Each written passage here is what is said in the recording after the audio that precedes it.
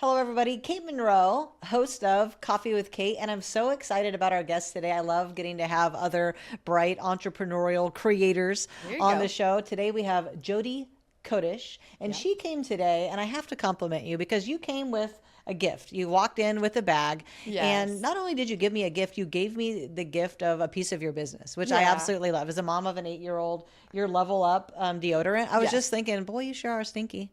So getting I knew you something had for an him, this eight-year-old. Level Up, I love. Yeah. Got a card, got some jewelry, and one of the things I want to talk about today is young entrepreneurship and Yes. how awesome that you helped your kid create their own business because I'm helping my son do the same, and I'm so excited. You So have to. I welcome to the love show. it. Thank you so much.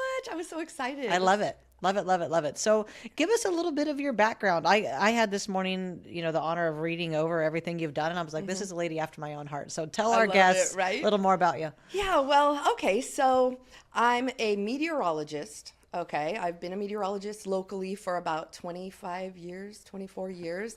A mother of two boys. I've been happily married and with the same man since I was 17 years old. God bless you. Yeah, we've been together a long time. We own multiple businesses. And as you said, raising my children to be entrepreneurs. So two of those businesses are child businesses that have grown and become family businesses. Love it. The main business that takes all of my time up is Level Up. It's a deodorant that Yeah. I created out of a necessity because I had boys that stink. Solving And I problems. needed to solve the problem. Hey, and I wanted to find a better deodorant, something that wasn't as strong as the adult deodorants, didn't have the aluminum, and so spent years and years coming up with Level Up for boys, and then now this year just launched a Level Up for girls. I love so it. we have a deodorant company. I never saw myself becoming somebody that was a deodorant company owner, but life takes you into in places that you didn't know you were going to go. Well, I don't think I ever thought that I would. I've had a car dealership. I now have VetCom, or we help veterans get rated for disability. Yes. That was never in my plans. Like, oh, I'm Right. going to do this. But I always knew I would probably be entrepreneurial. Sure. Right? Be a creator. And I think you and I, before the camera started rolling, we had a sidebar conversation that there is a difference between entrepreneurship Yes. and creatorship. I grew up with my dad being very entrepreneurial. Yeah. But he was also a creator. He created Hot Pockets before there were Hot Pockets. He was the first one to market. He was also the first person to ever have a video store. So that vision that he solving Right. problems, finding holes in the market. I got that from him. I'm like a girl after her dad's That's a heart. major Did you skill have to that impart. in your? I absolutely did not have that. Interesting. My parents, very smart, great parents, fabulous parents, but they were very traditional, very old school, and basically never an ounce of entrepreneurial decisions made in my household. It was you got to do good in school, you have to go to college, get a job, With a work your way retirement. up in that job, yes, become a supervisor one day maybe, and get those benefits and then retire, and that's the dream. Get Yeah. a car. And so they absolutely never raised me with 1 ounce of what could you do? What could you provide the world? How could you have your own business or Where be did it your come own from? boss? My husband. Ah. 100%. Got to meet this guy. Yeah, I know. He almost should be like right here. He should be in this seat. It was literally, we met in college first year, and we were together all through college, but he came from a different family. He was from Wisconsin, and his family was just very driven and very, I would say, they completely believed that you were never going to be free unless you worked for yourself. And so they instilled that in him. True We both entrepreneurs, went to yeah. college, but for different reasons. Yeah. I was going to college because I wanted to be maybe a writer or a reporter, and I was going to work my way up. He was going to college to major in finance, and then he was going to run his own business. So it was through being with him where he was like, well, why don't you do this? Or why? Why are your thoughts so limited? Why? And when you're around somebody enough, it rubs off. Yep. And so eventually I started saying, yeah, it's true. Why am I limiting myself? And once I let go of those limiting beliefs and started actually going after things, it's like it's a wonder how quick you can move up when you yeah. finally get that light under Yeah. you. So it does Yeah, go to show how important those parents are when they're raising their kids. Oh yeah, I mean, and that's why I think starting with your kids when they're little. So my son and I are starting to write books together because he that's loves amazing. to read, and I actually went and read one to his class, and they were like captivated. But I kept looking over at him, and he was like, look at all these babies liking my book. I love Look at them it. liking my product. I love it. And he's always saying, Mom, we got to start a business together. I need to get a channel. I need to, you know, Yes. and I love that because I was always, as a little kid, if there was, you know, candy bars to sell, I'm selling the most candy bars. Yeah, I'm making absolutely. up stuff to sell. Right? I had a babysitter booking business. Yes. I had all the little boys mowing lawns. I got a paper route and then sold it to someone else. Like I Right? was so entrepreneurial If as a it's little there, kid. It's there, and oftentimes it's there when you are a child. Yeah. But what happens is children get derailed, or they don't get what they need to continue to foster that. Yeah. Or they get into that school system, and then their brain goes one direction. And so your son is so lucky to have you going, you know, yeah, let's do this. Let's write a book, or let's do. And that's where I changed. When I had kids, I said, no, we're going to allow them to flourish that way Yeah. if that's how they are. Yep. And my first son, who's now 18, but when he was about 9, decided, what do I need to do to make my own money so I don't have to ask you for things? Yeah, And like, I how saw do it I get coming my out own of him. games? Yeah, How do I- I saw it coming out of him, and I said, we got to make your own money. And it started a conversation. And when he was 10 years old, he started his first business. And we legitimately started a business, and he got a website, and he started going to these like young entrepreneur fairs where I you love sell, that. and he started learn sales. And my husband was giving him all of his good sales, you know, advice. And I was telling him the marketing side. This is how you get I gotta get your son product to meet my out. little yes, son. I know. Yeah. And it really is, because back in the day when we didn't have internet, you know, when we were growing up, Yep. our parents, that's probably what they saw, was work your way up, get a good job. Well, that's what there was, yeah. Because a lot of the information wasn't there and accessible. So you had to go to school to learn things. Yeah. But now at a young age, they're learning things at lightning speed. Well, on YouTube in 1 minute, they're teaching Right. themselves You how can to learn. There's how to no do excuse. stuff. Yeah. Well, it's like, so in my book, in Wake Up Ready, it's 30 short little. It's meant to do one per day for 30 days to sort of reset your life. Yes. And one of the key things that I talk about in there is understanding what a paradigm is and how to make a paradigm shift. So it sounds like your paradigm up to a certain point was, I'm going to do what my parents did. Yes. What I know to do is go in, get educated, climb a ladder, and hopefully one day I retire on Right. W-2 income with the American dream, whatever that is. Absolutely. Uh-huh. But you had a radical paradigm shift when you Yes. met your husband. So I always tell this story, and it's a story that I think people have an aha moment, because I want the people that watch this to go, oh, wow, if they can make this shift, I can make this shift. So here's the story. Okay. A guy is watching his wife make a pot roast, and she gets the pot roast out, seasons it, browns it, throws the veggies in, cuts the ends off the pot roast, puts it in the pan, puts it in the oven. And he's watching her do this, and he's watched her do it 20 times while they've been married. And he finally gets the courage to say, hey, why are you chopping the ends off the pot roast? And she said, I don't know. That's what my mom did. I'm sure it's part of the recipe. So he said, can you call your mom? I want to ask her, why are you cutting the ends off the pot roast? So gets mom on the phone. She says, hey, mom, I'm sitting here, I'm making pot roast, and he wants to know, why am I cutting the ends off the pot roast? And she said, I don't know. That's what your grandma did. I'm pretty sure it's part of the recipe. So now they got on a 3-way call with the daughter, with the mom, with the grandma. And the granddaughter says, hey, grandma, out of curiosity, why do we cut the ends off of the pot roast?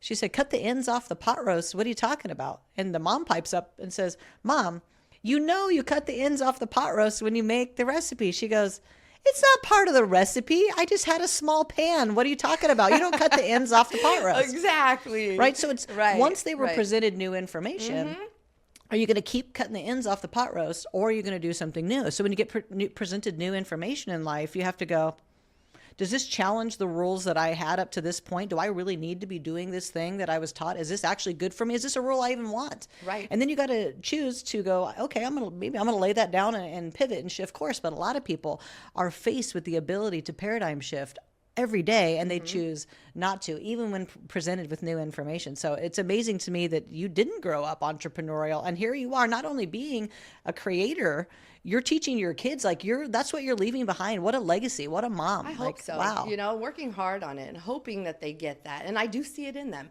because children are so unique in that that's the age when you're young, when you're absorbing information. I mean, every doctor will tell you, Yep. between the ages of like 4 and 10, that's when everything develops. That's when they absorb everything. So why are we waiting till they're 17 to teach them, economics in high school for one semester?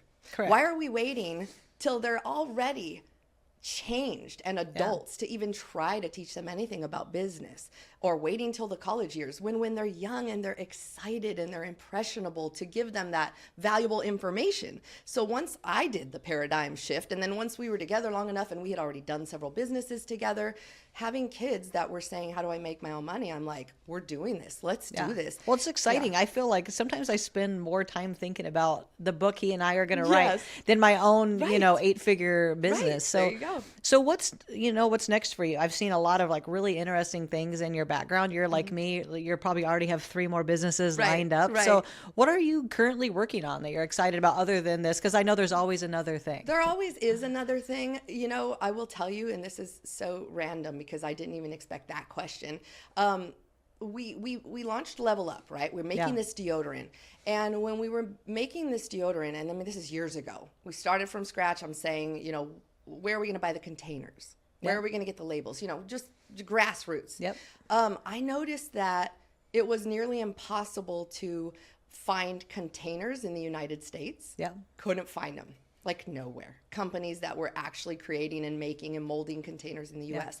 I noticed from a manufacturing standpoint, it was hard to find a lot of the elements, and I wanted the entire product from the U.S. Yeah. So I had to put my foot down. It would have been so easy to buy the containers from China, so easy to take a break on the money and make more. Yeah. And I had to put my foot down and do the work, and I found a company, right? But I found one company. And so that deodorant container that you were holding, is made in the United States. So now my husband and I, we see the need. And our next venture and what he's really been looking at is possibly going back into manufacturing a large facility. Because we owned a manufacturing facility for several years out in Palm Springs, and that was manufacturing interior shutters, like decorative shutters for homes. And so we know a little bit about manufacturing, but it's something it's tugging at me because so you're doing things. You're need. Doing like interesting things where you saw a need that you filled. You saw another need just because you went to go and you went to go and put this together. Right. It's interesting. There was a lady giving advice, and I'll have to find her. We'll credit her. I'll find this that I saw, I think, on TikTok. But she was talking about how every business has at least 5 to 10 businesses that can snap onto it, right? Absolutely. And so when we came up with VetCom, veteran community, we were thinking we would be like a transformer that everything could plug into, everything veteran centric. And now we're finding people come out of the woodwork. Hey, we want to partner with you. We want to provide this, and now we can solve bigger problems. So it's awesome to me that you took this from now there's another business. Now we can make these, and then when you do that, you're going to find another business. That's just how it's going to go. I mean, it's how that came about. But it is one of those things where when you start a company and it does take you in a different direction, I have to hone in. I have to say exactly what direction is correct to go in. With, like, for example, Level Up for boys. It was a boy deodorant. Okay, I always had the intention of we're just making money with this boys deodorant to fund making the girls deodorant, so we can have both. But what I am finding in my heart, and I can't believe I'm saying this out loud, is that I really like the boy realm.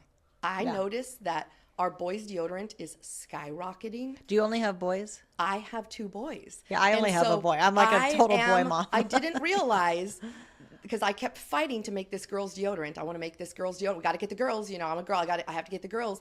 We got the girls. Girls is doing well. It's growing. It's brand new. It's just started. But for some reason, I find myself gravitating toward the boy product and saying, maybe we want to dominate the boy. Like maybe we want some young children's cologne for young boys because they start stinking, but the teachers have an issue with them wearing different, I was going to throw out names, but I won't say, very perfumey smells to class. And so I started thinking of all these boy products and just a boy marketing. And so when you have to market both, boys and girls together, it waters you down a little bit. Correct. And so part of me right now is at that pivotal mark where I'm thinking, where do I want to go? Well, there's being a boy mom, there is a hole in the market. When you go to shop for clothes, there'll be 9 aisles of girl stuff and 1 aisle of boy stuff. It's all picked through. My son is a big dude. He's a bubster. Sure. And there are apparently a lot of those kids because there's never anything Right. in his size for me to buy.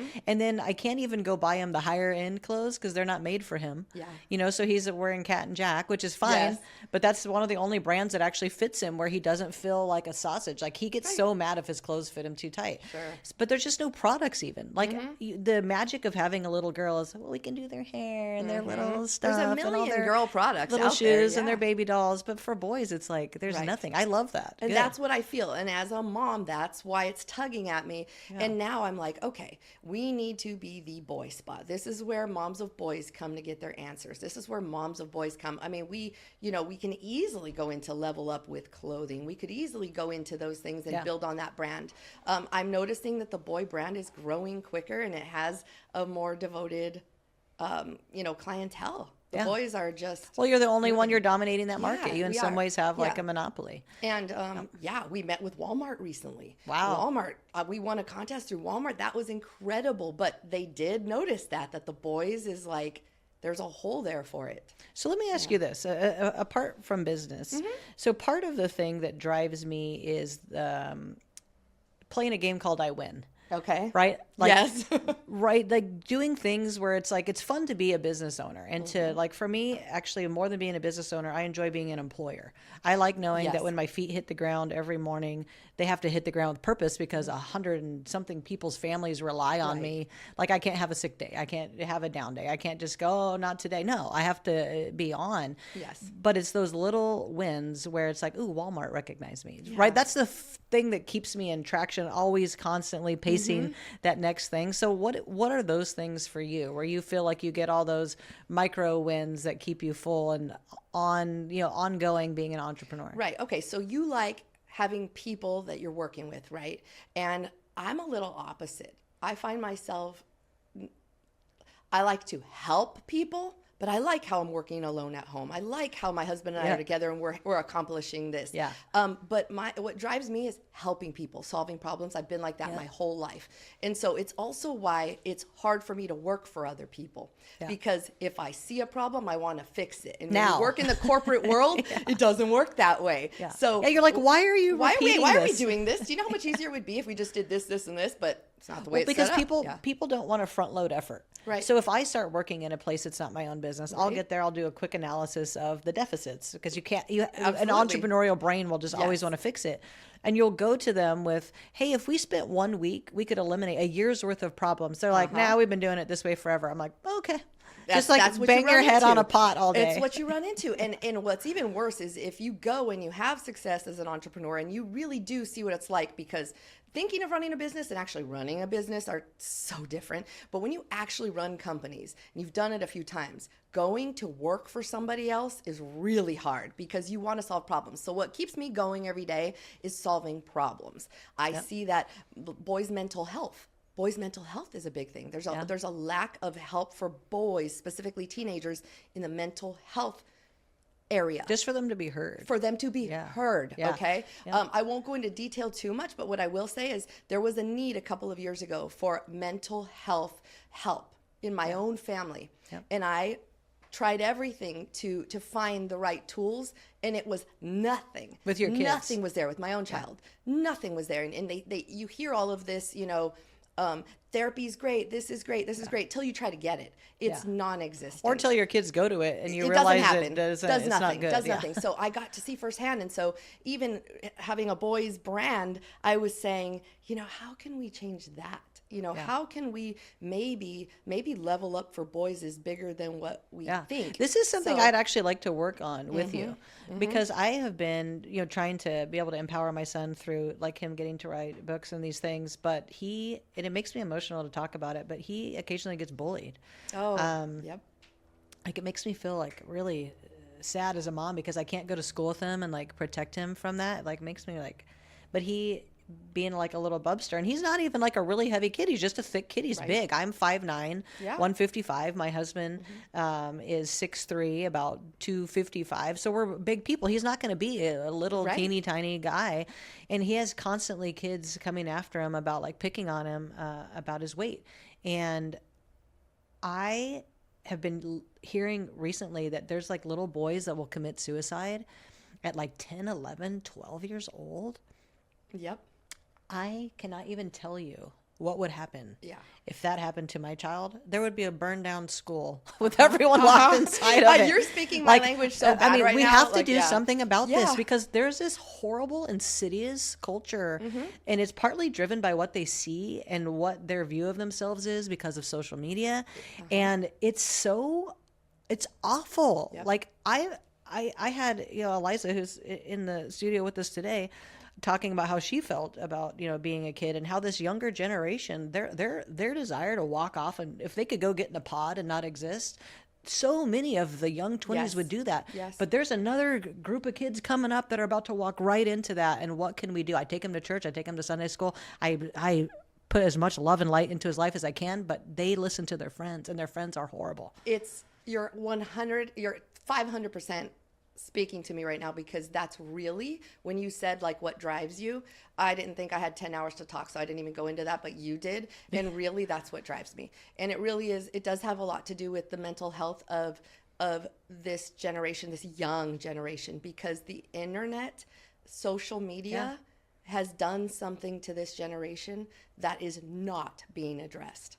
And it is absolutely not. Well, they're okay. lonely. They are lonely. So lonely. There are so many parents. If you go online, I can show you pages and pages and chat rooms of parents, of moms saying, my son only plays games, but he doesn't have any real friends. He doesn't have any real friends. Like they're online. They're gamer friends. Those are legit friends. They've got friends, but they don't have interaction. They're Correct. alone at school. They go home into their room, and parents are literally punishing their children for it, saying he just wants to be in his room all day. He doesn't do anything, And I see this as a mom, and I'm part of these chat rooms. I do it as research, and it breaks my heart because I see this generation needs something, and I can't figure it out. Yeah. And I'm a problem solver, Yeah. but I'm like, okay, maybe I don't figure it out overnight, but maybe I do something that starts. We got to have big conversations about this. Yeah. So the book that my son and I wrote together. Yes.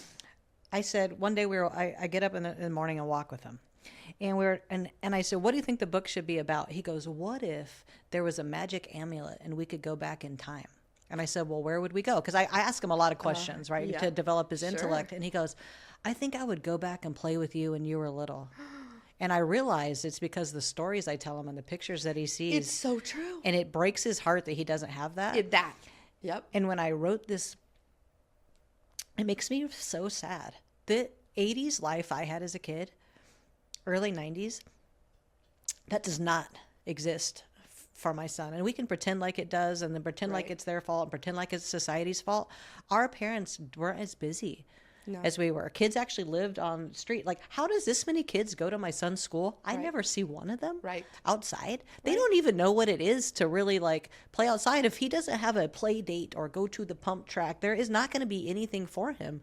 And when I read the story to him the first time, I look over him and he is crying, his tears running down his face, because that he wants that so bad. They want it. And it crushes me. Like, there's got to be a way that we have to solve this problem, or we're going to lose a generation of people. I do think it's that. horrible. I do think that. Being a mom's so hard, right? It is so hard, but you know so what? hard. Hearing you talk, it's almost like I don't even want to nod my head for fear that you're thinking I'm just agreeing. What's going through the back of my mind is like, oh snap! Like, this is really every mom right now. I think it's a lot more than we know. And people even. sit in silence. You like, brought up the you know. 80s, and I have an 18-year-old son who's now very vocal because he's 18 now, right? But this was my baby a few years ago that was lost and scared and didn't have any help, right? Yep. He now is very vocal, and the things he says, I listen to, and he says, Mom, it's funny because you always say like how you guys had it when you were younger, how you would play outside till the street lights came on, and how you would drive your bikes everywhere, and how you would do this. And you know what he says? He'll go, oh, wait, can I cuss? I can't cuss. You can cuss. He goes,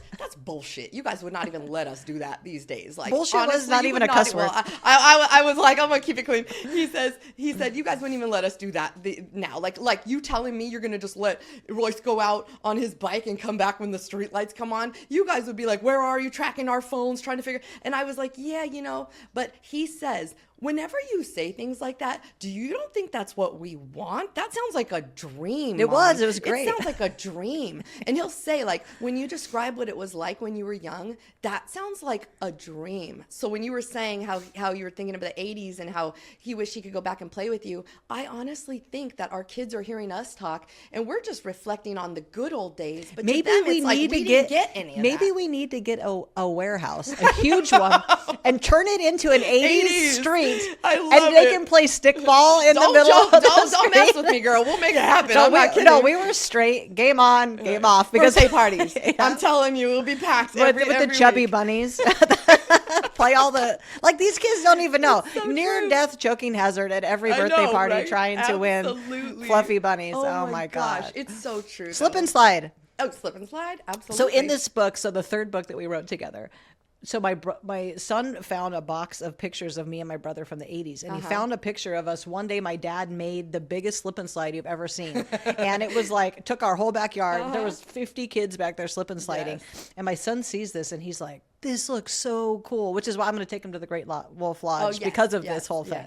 yes. So in the book, he realizes he needs to convince me that he's going back in time because I'm not believing him. So he goes, if I can end up in a picture, she'll know I was there because I can show her the picture. I can change time. Yes. So in the book, he goes and he comes back to that day and he goes on the slip and slide and gets in the picture and then he shows it to me in the book.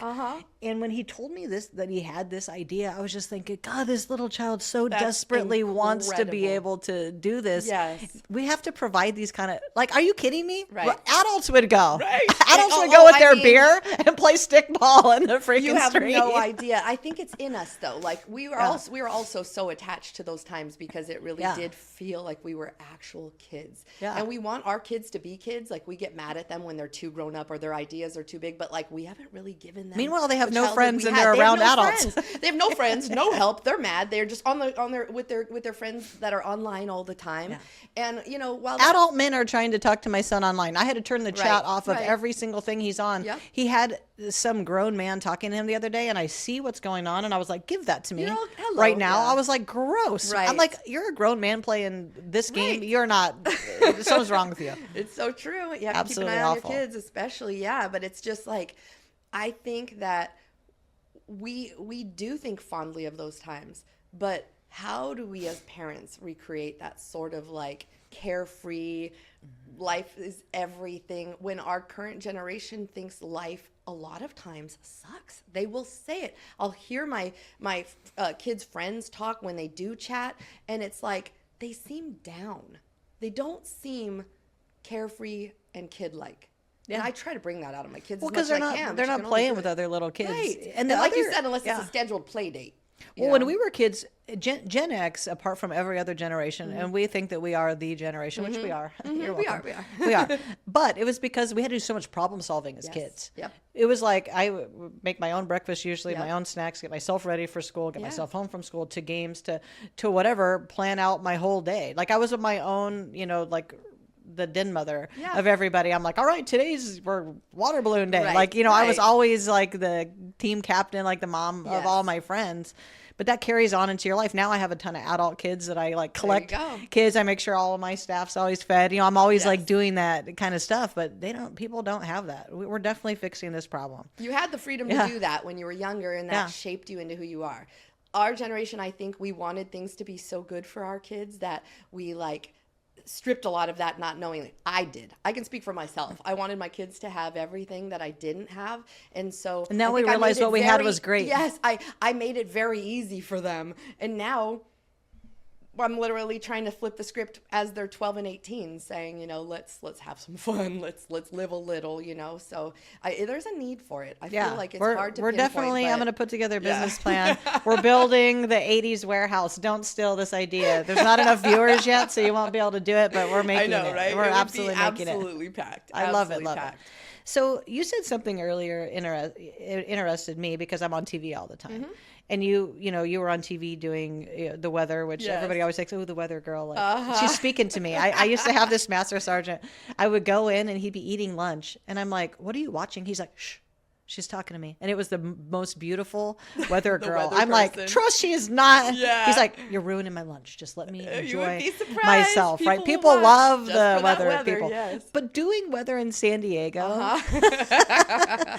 you're like, Right. I'm pretty sure it's going to be sunny again. It's Hey. not going to be warm. Work smarter, not harder. I took a job in San Diego. I knew what I was doing, but I didn't need to overwork, you know? Having been on TV and watching what's going on TV now, what are your thoughts? I'm going to let's leave you a big open-ended question. Like on the news, on TV? Yeah, just like on the news, on TV. Like, what do you think about the shift? Because when I was a kid, I sort of felt like people were delivering the actual news, Oh, like right, journalism. right. And I don't feel like on either side anybody's doing It's that. trash, absolute trash now. sucks. And it does. And you know what? And the news right now, I probably don't need to tell you this. Ratings are so down. I mean, I'm surprised that they even have their doors open at this point. All of the news agencies have done big layoffs. They're trying to pay bills. They can't attract advertisers. All of these things that are causing so many news agencies to question their ways of doing things these days were all brought on by themselves. And NPR wanted to take 100%. me out. I knew they had really effed up. See? Like if you're calling me and I am the antithesis of what you would want to have on, and you want to Right. take me to the border for an alternate voice, Sure. you had to have had a realization. Hey, maybe it's time to repent and turn back. Right, but they didn't. You know, the thing about the local news, especially local news, and I saw this years ago. When we really started seeing a lot of digital content, right? Mm-hmm. You know, everybody doing, you know, we had independent journalists on digital. You could get your news from citizen Twitter journalism at the now time. is the Twitter thing. at the time, right? Right. Yeah. I saw that so many years ago coming because that's where I was. I was online. I wasn't even watching local news. I would work in local news, but I was always online. And I would say things even just locally like, you know, we really need to be putting our content online. We really need to be reaching that audience, you know. And the local news was like the Titanic. They're like, no, we got to bring people back to the television set. We need to bring people back. You're never going to bring people back. People are on their phone. It's been every day just like this on local news that it's going down and down and down the viewership. But instead of adjusting and really changing the way that it's done, you still turn on the local news and it is still done the exact same way it was Like, done. why am I watching It's like still someone the bake cookies and same do that? thing, Like, yeah. I used to do local news when I first started Sure. doing the news a couple of years ago. Yeah. But I realized that the ROI on my time spent on the local news Right. wasn't like I would rather if I make a video Yeah. on TikTok, Thank as you you. know, a Right. video on Instagram. Like the other day, I made a random video Right. about them turning Washington D.C. into Washington D.A. District of America because I thought it was just freaking hilarious. Sure. I didn't think that would pop off at all. 360 something thousand views on TikTok. you. Like Yeah. that would never happen on the Right. regular news. No freaking way. Absolutely and not. They legitimately, I was in news during a time when all of the news agencies were saying, you can't post on social media because there's like, copyright issues and we can't post this and we can't post that. And now years later, when they're totally behind the ball, they're requiring all the reporters to post online, post your story online. We have to try to get, our numbers up and just always chasing what they should have been ahead of. It's almost like I always tell my husband, it's almost like how Blockbuster went out of business or how those companies that were ahead of the ball when it came to entertainment and how they fell off because they didn't have the insight or they didn't know what should have been coming their way. I do miss feel like- Blockbuster. Can we know. put the Blockbuster Absolutely, girlfriend. at the warehouse? It's going to be 80s there. thing? It's so funny you said that. There's not too long ago, my husband was like, Jodi, I saw this pizza place down the street. It's literally for sale. The one that we always say we love. And you know how we always joke that like we would love a pizza place like that? Let's buy it. Let's just buy a pizza place. And in my head, I was like, we've done the weirdest things. Why not? And I was like, you should call. He literally calls the guy and leaves a message to see, like, is it available? But he's like, I walked over. There's a oven inside. It's still there. We're going to totally buy this pizza place. In 10 minutes, I went from being so busy with my company to, we should just start a F pizza it, place. we could totally own a And in pizza 1 place. hour in my head, I was like, it's going to be 80s themed. We're going to go so 80s. That pizza place is going to be so fun to roll into because that's where our brains go is like, it's like the nostalgia. And I was actually telling all in the 80s. all of my young staff that's with us today. I gave them all a piece of advice the other day. I said, you for the duration until you own your own companies, you're probably going to be working for a Gen Xer. Yeah. I mean, for a while, for Yes. probably the next 10 years. And Gen X people, we might not be the most feeling people because we're like, We have no feelings. We're just about getting stuff done. We accomplish, yeah. But I told them, I'm like, you need to be bold when you talk to a Gen Xer. We may not like that you asked us 100 questions, but we'll be even more mad if your work's not done because you didn't ask the questions. Sure. It's like, just be bold in your life. You have to ask for what you want. I remember being little and my dad telling me, if you can handle yes or no, you can ask any question. Absolutely. You might not always get a yes, but you're certain to get a no if you don't answer the question. You're not going to get what you want. Yep. So I tell them, ask for my advice, even if I seem busy. If you feel lost on a project, come and ask me because I want you to finish it. Get it right. Trust me, because we're just that generation that we're like, let's go. Like, that's why we get so much stuff done, because we're like, let's go. Because we were having to grab 10 of our friends. Okay, it's going to take all 10 of us, our money pulled together, and we're going to get 3 of these ho-hos, and we're going to get 2 milks and this, and then we're going to go to this park and climb up a tree and have a picnic for an hour. Planners and doers, right? We were. But we had to do that. And I'm telling them, like, look, there's a lot you can learn from Gen X people. And somebody the other day said, hey, how come there hasn't been a Gen X president? I'm like, because the age, we're the next president likely will be a Gen X president, but it's like, you can't even handle a Gen X cabinet. Sure. You can't even handle these people. They are out there making you cry. It's like, I'll give you something to cry about. You want to pop off and be crazy? Exactly. It's like, you can be certain that you will find out if you F around too much with the Gen Xer. That'll be the like F finger around on the to trigger. find It's like out. the finger's not out. It's on the so trigger. It's true. ready. That is 0 so true. F's given. We will never hurt thought you. of that. That's absolutely true. Like, Trump is like very Gen X like in the way that he operates, right? He's like a total Gen Xer. We can adopt him. Sure. We'll keep him. We're not going to get political on Coffee with Kate, but true. the man is freaking hysterical with the stuff that he does. So finally, to wrap it up, what advice would you give to people who are considering entrepreneurship or creatorship, which is what you and I are doing, like creating a solution out of thin air to solve a problem? What advice would you give to people who are considering it or who are early in their journey and they're feeling like they want to give up because they haven't got the traction yet? What advice would you give? Okay, so I do actually have advice because my husband and I talk about this a lot, and we just talked to a friend of ours who was starting a business. And I think what a lot of people do when they're starting a company or when they come up with an idea is they spend a lot of time on what is considered the fun stuff. So what they'll do is they'll go, I want to start a company called this, and this is what I want my logo to look like, and this is what I think. And they'll start doing all the fun stuff, right? But not actually create the company. So they spend time discussing what colors should I put in my logo, and I made this, and I spent all, and somebody that I just met with, they were like, here's my logo, and here's this, and here's this. You're like, did you have someone do it on Fiverr? And I was like, oh. I watched, and then you got down to the bottom, and then I said, but what you want is to own a gym. So have you looked into what that locations, costs, what that overheads, entails, equipment? Right? So what we end up doing, I think, a lot of times is we spend so much time on what we think is the fun. That's the easy stuff, the fun stuff, that we don't get into the meat and potatoes of what does the job actually take, and create a list, just step by step, of what it would take to build that company. And what I think my takeaway is, right now, if I were to say, I want to own Level Up deodorant, right? I probably couldn't just come in and buy my company right now. It's worth too much. I couldn't come in and just buy my own company. But I built the company slowly.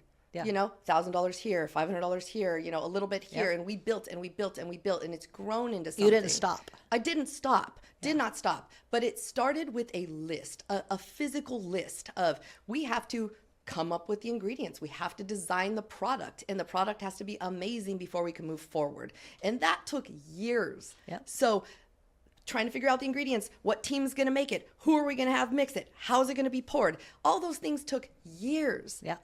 We didn't spend time on the logo. What colors are we going to do? Who do we want to reach out to? Who are we going to try to get to endorse us? We didn't spend time on that. That's what everybody else does. We got down to business. And we created those things like the colors, the logo, those later. That was the fun stuff after we knew we had the product done. So I think if people have an idea, start with the real list and leave the fun things for later. Well, I've always told people to make the same list because a lot of people halfway through making the list will realize they're not really an entrepreneur. That's true too. They'll realize like, wow, this is or they'll take the list to somebody like us that will go, where's change this? Where's the rest of the page? There's nothing down here. There's 20 more things. And I think the other advice that I would give people is, let's say you wanted to start a gym. go get a job at a gym, Sure. Yes. working at that gym. Yeah. For even 60 days. And you might decide, I don't want to open it. I don't want to own a gym. There's too much overhead. There's too much bitching. There's too many people trying to get out of the contract. Just too much money in marketing, whatever it is. Man, a lot of these people are not making any damn money. Yeah. Like, go spend time in someone else's business, especially if you're just making another of something that already exists. Right. And you might decide, wow, this is totally not for me. Or it is. Yes. And I tell salespeople, like all of my sales team, I go, you literally own your own business inside of my business. There's a lot of ways to be entrepreneurial without having to have a massive operation. True. That is really true. Yes. Go work for somebody like me or work for somebody like you right alongside us, absorb everything you can, because you might go, you know what? I'm actually a better asset to an entrepreneur. I would be a good partner to somebody, but I'm not the person that's going to actually do all of this work. Because it's a lot of thankless work. Like, I got up this morning at 6 a.m. I'm already on the chat talking to the team, and I'll be talking to them till 9 o'clock at night. Absolutely. I'm in all the media team chat, reading all the stuff that they're lining not out for their own day. Yeah. No, it is not. You have not. to be a certain type of person to Resilient, pull that off. have grit, have your blinders on, so it's something. All of you who want to be entrepreneurs, be careful what you wish for. Be careful what you wish for, but go get it though if you can. But if you want it, yeah, find someone like us. Maybe we'll invest. Why not, right? 80s warehouse. 80s warehouse for some kids parties where some cannot boys wait. can meet friends and actually A year have from good now, time. we'll have this podcast. We'll be like, Girl, isn't our 80s thing so This is gonna great? be our social media ad right here. I freaking love this. It's coming. Thank you for coming on. What a woman you are. We should go have a mimosa after. It was really freaking great. You drove a long way. Coffee's not going to cut it. Yeah, no, it's good. I love it. Thank you so much for having me on. Thank you guys for watching. Hope you learned something great today.